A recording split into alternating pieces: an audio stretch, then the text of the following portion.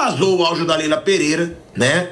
Dizendo que não dá para tirar a responsabilidade do time, da não conquista dos 2 títulos do Brasileiro e da Libertadores, que perder ponto pro Vitória em casa, nem o Sub-20 perderia, né? Ou seja, soa até como um desrespeito ao Vitória, ao adversário, né? Falou também que não poderia ter perdido em casa pro Fluminense e não está repercutindo nada bem. Foi assim também uma coisa da reunião do Conselho, né? Ela teve uma discussão com o conselheiro na reunião do Conselho.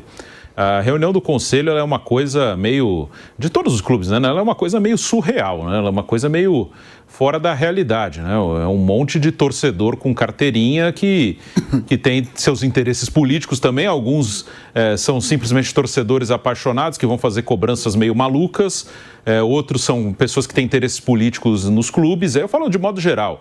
Sim, eu acho muito ruim, né, esse formato de conselheiro que você tem que dar satisfação, porque o cara vota, o cara é sócio, depois conselheiro, mas é terrível ali, que teoricamente você vê o conselho deliberativo de um clube.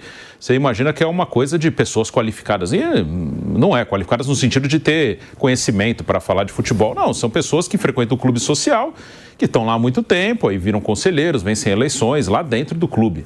Então, as reuniões de conselho, né, e ela bate boca ali com o conselheiro, elas ou são movidas por pautas absolutamente desconectadas da realidade, que são pessoas que cada um tem a sua tese maluca, assim como um torcedor apaixonado, ou pautas de pessoas que têm interesses políticos no clube. Por isso eu acho muito perigosa a história do terceiro mandato. Eu posso falar até como experiência do meu time, que é o São Paulo, né, que esse buraco que o São Paulo está enfiado hoje, ele começa quando o Juvenal Juvencio, um presidente super vitorioso, foi buscar um terceiro mandato que não tinha no estatuto e conseguiu ganhar isso no Conselho.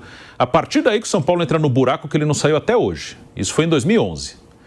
Quando o Juvenal consegue o seu terceiro mandato, com apoio, inclusive, de todo mundo que está hoje, inclusive o atual presidente foi um dos grandes apoiadores. Eu me lembro dele, o atual presidente Júlio Casares, se auto-intitulando em debates de programas esportivos. Era até no Mesa Redonda que meu pai apresentava, ele batendo boca com o Marco Aurélio Cunha, se auto-intitulando o pitbull do Juvenal, né? Enfim, é o atual presidente do São Paulo. Quando muda o estatuto para buscar um terceiro mandato, que não está previsto, e a Leila falou aí, não foi só especulação, ela falou numa entrevista, acho que para a ESPN lá no Peru, antes da final da Libertadores, que ela pensa sim num terceiro mandato. Isso é muito perigoso, não pelo fato, ela vai mandar no clube, não é nem esse o problema. Eu até acho ela uma boa presidente, acho ela uma presidente até meio acima da média do que temos aí de presidentes de clubes. Mas o problema, eu acho até menos nocivo ela virar dona do que pegar um terceiro mandato com voto de conselheiro. Por quê? Se ela é dona, você pode gostar ou não do modelo, mas ela manda e acabou. Se ela busca um terceiro mandato via conselho e via sócios, ela vai precisar de voto para isso. E uma coisa é ter voto para ganhar uma eleição normal. Outra coisa é voto para mudar o estatuto, para tentar um novo mandato que não existe no estatuto. Para conseguir esse tipo de voto é mais difícil.